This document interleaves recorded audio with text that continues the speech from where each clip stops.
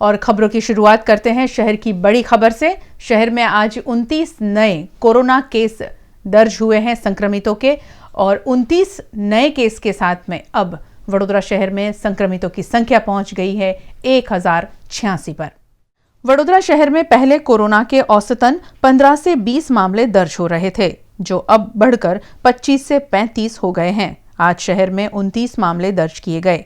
29 नए मामलों के साथ शहर में कोरोना संक्रमितों की संख्या 1086 हो गई है। 24 घंटों में वडोदरा महानगर पालिका द्वारा 147 सैंपल लिए गए थे, जिसमें से 118 नेगेटिव और 29 सैंपल पॉजिटिव आए हैं।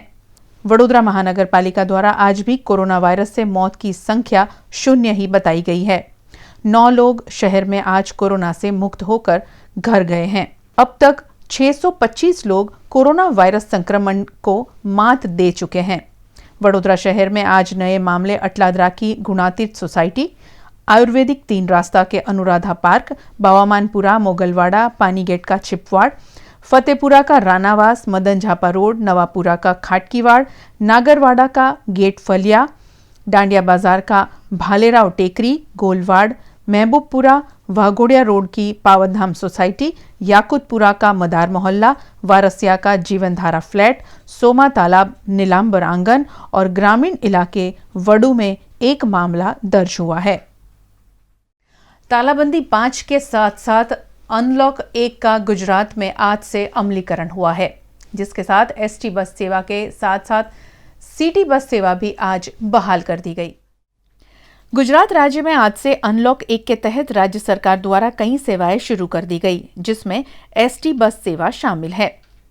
राज्य में आंशिक रूप से सुचारू की गई बस सेवा जो कंटेनमेंट जोन के अलावा के इलाकों में चलाई जाएगी। एसटी बस सेवा की शुरुआत होते ही वडोदरा बस स्टैंड पर चहल पहल देखी गई, लेकिन कोरोना की दहशत के चलते अभी भी ज्यादा लोग यात्रा करने के लिए तैयार नहीं है। वडोदरा बस स्टेशन पर यात्रियों में सामाजिक दूरी सुनिश्चित करने के लिए मार्किंग किया गया है, लेकिन ज्यादातर यात्री मार्किंग का पालन नहीं करते हुए दिखाई पड़े। पहले ही दिन ऐसा नजारा देखने मिला। वडोदरा बस स्टेशन से दाहोद, गोधरा, छोटाउदेपुर, सूरत और अहमदाबाद के लिए बस सेवा शुरू कर दी गई है। एसटी बस सेवा के साथ साथ शहर में विनायक लॉजिस्टिक द्वारा सिटी बस सेवा भी शुरू कर दी गई। सिटी बस स्टेशन के कंट्रोल सेंटर में यात्रियों के लिए सैनिटाइजेशन और हाथ धोने की व्यवस्था की गई है।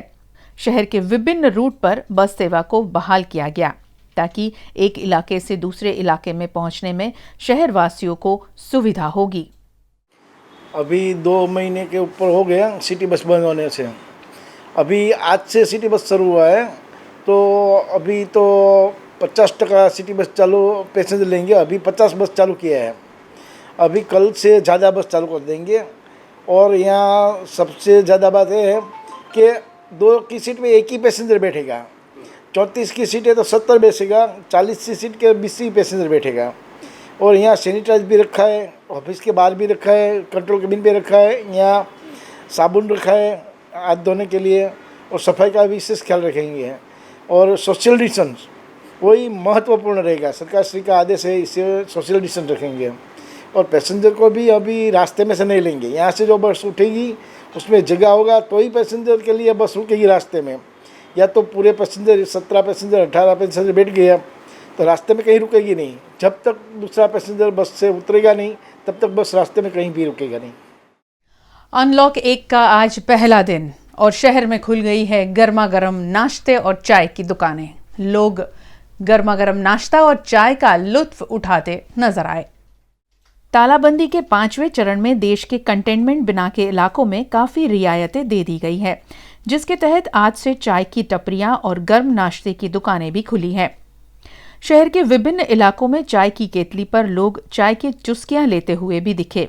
वहीं कई दिनों से घरों में बंद रहकर घर का खाना खा रहे लोग बाहर के चटपटे नाश्ते पर भी हाथ आजमाते हुए दिखे। सरकार ने तो रियायत दे ही दी है, लेकिन अब तक कोरोना का खतरा टला नहीं है, बल्कि और गहरा गया है।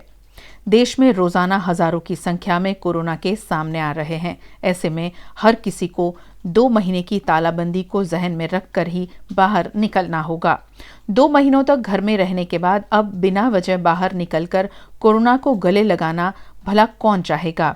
और इसीलिए VNM टीवी के जरिए हमारी भी शहरवासियों से यही अपील है कि कुछ और महीने ज़रूरत के बिना घर से बाहर ना ही निकले। इसी में आपकी और आपके परिवार की भलाई है।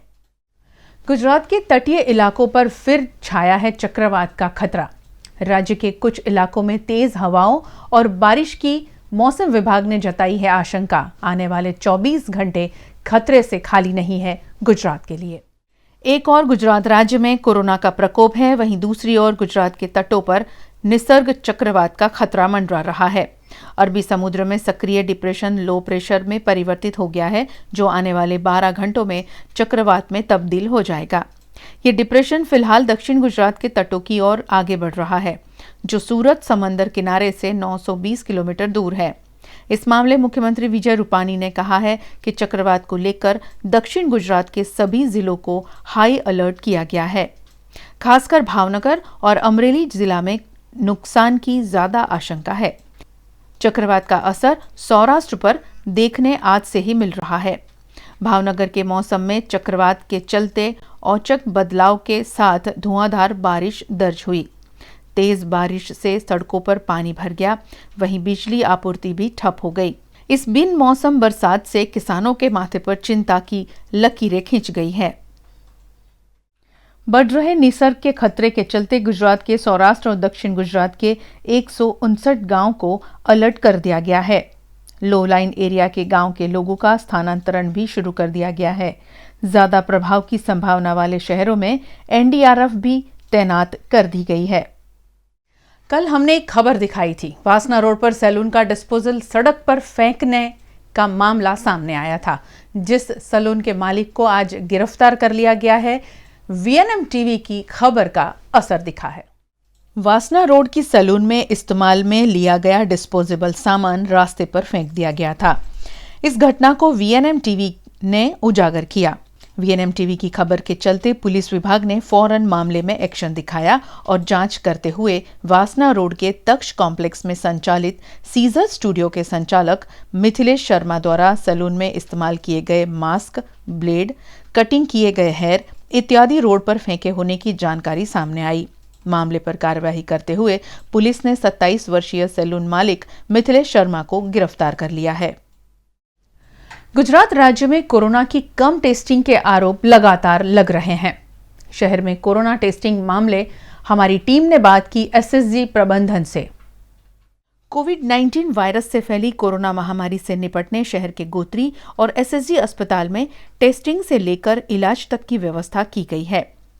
जहां कोरोना संक्रमितों का इलाज किया जाता है, पिछले कई दिनों से शहर में और पूरे गुजरात राज्य में कोरोना की टेस्टिंग कम हो रही होने की बात उठ रही है, जिसकी पड़ताल के लिए VNM टीम SSG अस्पताल पहुंची और SSG के माइक्रोबायोलॉजी विभाग की हेड ऑफ डिपार्टमेंट और बड़ौदा मेडिकल कॉलेज की incharge dean doctor Tanuja Javadekar से मामले की पूछताछ की। अभी कोरोना महामारी चल रही है, वो हमारी लैब हमने 23 मार्च को स्टार्ट की है कोविड टेस्टिंग के लिए, और हमारे पास पूर्ते प्रमाण में किट्स और सब कुछ अवेलेबल है। Lab gun, RT-RNA extraction kit सब कुछ अवेलेबल है। जब वो ख़त्म होते हैं तो हम ऊपर फ़ोन करते हैं या ग्रुप में लिखते हैं और पोर्टल पे डाल देते हैं, ICMR पोर्टल, जो हमको अहमदाबाद NIOH से मिल जाते हैं। तो ऐसी कोई शॉर्टेज नहीं है।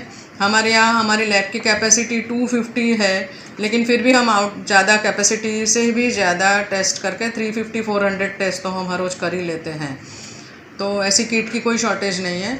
और हमारे यहाँ के सैंपल आते हैं, वडोदरा म्यूनसिपल कॉरपोरेशन के भी आते थे पहले, अभी गोत्री लैब में जाते हैं। अभी सिविल OPD, महिसागर, पंचमहाल, गोधरा, नर्मदा, दाहोद, ऐसे सब ज़िले में से हमारे यहाँ सैंपल आते हैं, तो वो हम टेस्ट करते रहते हैं उसके। और हमारे यहाँ अभी भी एडिक्वेट किट पड़ी हुई है, जो भी हमारे पास मांगे तो सब किट हमारे पास पड़ी हुई है। लोगों का ये भी कहना है कि शायद अगर कुछ ऐसी महामारी होती है तो SSG के पास पूर्ति, मतलब जो कोविड की जो टेस्ट किट होती है वो अवेलेबल नहीं होती है, वो कितना सही है? नहीं, वो सही नहीं है। हमारे पास पूर्ति टेस्ट किट है और हमेशा से रहती है, और जब भी थोड़ी बाकी होती है तो हम इन्फॉर्म कर देते हैं, तो हमको मिल जाती है। कि आप किट कहाँ से मंगवाते हो? हम अहमदाबाद से किट मंगाते हैं। टूर्स एंड ट्रैवल्स एसोसिएशन ने जिलाधीश कार्यालय में आज आवेदन दिया। तालाबंदी से आई दिक्कतों से निजात दिलाने मांगी सहायता। अखिल गुजरात प्रवासी वाहन संचालक महामंडल निजी ट्रैवल संचालकों का संचालन करने वाली गुजरात की एकलौती संस्था है। इस संस्था द्वारा जिलाधीश कार्यालय में आवेदन देकर तालाबंदी से इस क्षेत्र में हुए नुकसान पर प्रशासन का ध्यान आकर्षण कराया गया। सरकार ने कई क्षेत्रों को लाभ देते हुए 20 लाख करोड़ का आर्थिक पैकेज घोषित किया है, लेकिन टूर्स एंड ट्रैवल्स क्षेत्र को ध्यान में नहीं लिया गया। ऐसी शिकायत इन टूर्स एंड ट्रैवल संचालकों द्वारा की गई है। हमने तकरीबन 200 लोगों के साथ फ़ोन कॉन्फ्रेंस मीटिंग किया था और जिसमें हम लोगों ने एक फाइनल डिसीज़न ये लिया है कि जैसे प्रधानमंत्री और से गुजरात सरकार की तरफ से अपने सीएम साहब से विजय रूपाणी तरफ से हमको आज तक कोई भी tours and travel association business को कोई भी हमको आज तक कोई राहत अभी तक मिली नहीं है। तारीख 1/6/2020 से पूरी गुजरात की जो हमारी लग्जरी बसें हैं वो सारी रोक दी गई है। जो हम ट्रांसपोर्ट वाले हैं, लग्जरी बस मालिक है, वही खाली सरकार को एडवांस टैक्स देते हैं। फिर भी आप लोगों ने अभी जानते हो कि ऐसी महामारी जो कोरोना की मुसीबत में निकली थी, वहाँ पे भी हम लोगों ने कोई सरकार की तरफ से राहत मिली नहीं थी। इन लोगों का भी कहना ऐसा है सरकार का, आप लग्जरी बस वाले एडवांस टैक्स भरो। अगर हमने पिछले 2 महीने से कोई धंधा नहीं किया, कोई बसें नहीं चलाई, तो ऐसे माहौल में हम लोग पैसे कहाँ से निकालेंगे। हालांकि हर बस ऑपरेटर ऐसे टैक्स नहीं, इनके अलावा बहुत सारी बाबत है, जैसे कि बैंक के इंस्टॉलमेंट है, जीएसटी है, ड्राइवर सैलरी है, इंश्योरेंस है, अपने घर का वो पूरा नहीं कर सकता, तो उसमें हम लोग एडवांस टैक्स सरकार को कहाँ से दे। नॉन न्यूज़ भी हमको जो रखना है, नॉन न्यूज़ में भी वही सिस्टम है कि आप पहले एडवांस टैक्स भरो, बाद में नॉन न्यूज़ रख सकते हो। अभी ये जो महामारी का टाइम आया हुआ है, तो सरकार हमको ये 21,000 भी नहीं भरने का, उतना भी हमको मोहलत नहीं देती कि भाई चलो ये अभी 2 महीने नहीं भरा, अभी आज तीसरा महीना चालू हो गया, तो बोल रहे हैं कि आप जून महीने में नॉन न्यूज़ रखना है तो आप एडवांस टैक्स भरो, तभी आपका नॉन न्यूज़ एक्सेप्ट होगा, बाकी एक्सेप्ट नहीं होगा। अभी तक ये 2 महीने जो चला वो टोटली हमको ईमेल थ्रू हमने नॉन न्यूज़ रखा था। तो अभी ये लोग ये बोल रहे हैं कि भाई आपके रीत से ये अभी टैक्स पहले भरो, टैक्स भरोगे तभी आपका एक्सेप्ट रहेगा। लेकिन हमने पूरे गुजरात में 2 दिन से अभी हमारा यही मुहिम चल रहा था कि हमने हर एक ने एक ही चीज़ रखी कि ईमेल से ही हम नॉन न्यूज़ रखेंगे, ईमेल के अलावा नॉन न्यूज़ नहीं रखेंगे। बड़ौदा शहर में कम से कम 700 से 800 लग्जरी बस कंपनी में चलती है, कंपनी, स्कूल और ये दूसरे जो सेक्टर है उसमें चलती है। 200, 300, 400 गाड़ी ऐसी है कि जो टूर में चलती है, जो अभी तो बिल्कुल मतलब ये टूरिज़्म का बिजनेस टोटली ख़त्म हो गया है। तो वो सब गाड़ियाँ तो ऐसे भी 2-3 महीने से टोटली नॉन न्यूज़ ही पड़ी है। अगर ये हमारी मांगे ये 2-4 दिन, 1 हफ्ते, 10 दिन में हमारी मांगों पे नहीं सोचा जाएगा, तो हम अगले महीने मतलब जून की 15 तक हम कंपनी कॉन्ट्रैक्ट वाली भी गाड़ियाँ हम स्ट्राइक में चले जाएंगे। अनलॉक 1 में कई रियायतें दी गई है। Hotel grand Mercure Vadodara Surya palace में परमिट लीकर शॉप आज से शुरू कर दी गई। सोशल डिस्टेंसिंग के साथ शुरू हुई शराब की बिक्री। 4 चरणों में तालाबंदी के बाद अब देश को 3 चरणों में खोले जाने के निर्देश केंद्र सरकार ने दिए हैं। अनलॉक 1 में कई रियायतें दी गई है, जिसमें लीकर परमिट शॉप खोलने की अनुमति भी शामिल है। अनुमति के साथ वडोदरा के सयाजीगंज की hotel grand Mercure Vadodara Surya palace में परमिटेड लीकर शॉप खोला गया, जहां सोशल डिस्टेंसिंग का पालन करते हुए परमिट धारक शराब लेने पहुंचे। जैसे आप देख सकते हैं कि गवर्नमेंट ने अभी आज हमारी वाइन शॉप ओपन करने के लिए अलाउ किया गया है, तो हमने कोविड-19 को ध्यान में रखते हुए काफ़ी सिक्योरिटी और हाइजीनिक मेजर्स रखे हैं। जैसे आप देख सकते हैं, जैसे गेस्ट सबसे पहले एंटर करेगा उनके लिए हमने सेफ डिस्टेंस के लिए मार्किंग बनाई है ताकि ओवर क्राउड ना हो। गेस्ट को वो सेफ डिस्टेंस मेंटेन करके ही अंदर आने दिया जाएगा। गेस्ट को पहले आते ही अपना मास्क उतारना है, डिस्पोज करना है, उनको एक फ्रेश मास्क दिया जाएगा, हैंड सैनिटाइज किया जाएगा, उनका टेम्परेचर चेक किया जाएगा, उनका परमिट चेक करने के बाद ही उनको होटल के अंदर एंट्री किया जाएगा। जैसे होटल के अंदर एंट्री किया जाएगा उनके लिए एक हमने अराइवल लाउंज बनाया है, जहाँ पर पानी की व्यवस्था है, बाकी सब चीज़ों की व्यवस्था की है, वो वहाँ पर आराम से बैठ सकते हैं और उनको एक एक करके ही वाइन शॉप में आने के लिए अलाउ किया जाए। जैसे आप देख सकते हैं यहाँ पर भी हमने मार्किंग बनाई है, हमें एक एक करके ही गेस्ट को वाइन शॉप के अंदर जाने के लिए अलाउ किया जाएगा। गेस्ट जैसे ही वाइन शॉप के अंदर जाएगा सबसे पहले उसको सैनिटाइज़र अगेन दोबारा दिया जाएगा ताकि अपने हाथ सैनिटाइज़ करेगा और उसके बाद उसका बाकी सारा प्रोसेस किया जाएगा। અમારે ત્યાં બધા જ કસ્ટમરો માટે અમે વ્યવસ્થા કરેલી છે। અલગ હોલમાં એમને સોશિયલ ડિસ્ટન્સિંગ સાથે બેસાડેલા છે। અમારા એન્ટ્રી ગેટ પર એમનું ટેમ્પરેચર ચેક કરવામાં આવે છે, દરેકને હેન્ડ સેનિટાઈઝર હેન્ડ વોશ કરવામાં આવે છે, એમની એન્ટ્રી કરવામાં આવે છે, ત્યાર પછી એમને અંદર મોકલવામાં આવે છે। ત્યાર પછી અમને હોલમાં બેસાડીએ છીએ। ટોકન સિસ્ટમ આપેલી છે અમે લોકોને, તો એક કસ્ટમરને અમે એક કસ્ટમરને વાઇન શોપમાં અંદર એન્ટ્રી આપીએ છીએ। અંદર આવતાની સાથે એમને હેન્ડ સેનિટાઈઝરથી એમને હેન્ડ વોશ કરાવીએ છીએ। ત્યાર પછી એમના પરમિટમાં જે જથ્થો એમને મળવાપાત્ર હોય એ આપીને એમને રવાના કરીએ છીએ। અને જેમ બને એમ કસ્ટમરને વધારે બેસવું ના પડે, એમને પૂરતી સુવિધા મળી રહે ત્યાં હોલમાં અમે પંખાની ફેસિલિટી આપેલી છે, પાણીની ફેસિલિટી આપેલી છે અને વહેલી તકે બનીને એમને રવાના થાય એ રીતના અમે પ્રયત્ન કરેલો છે।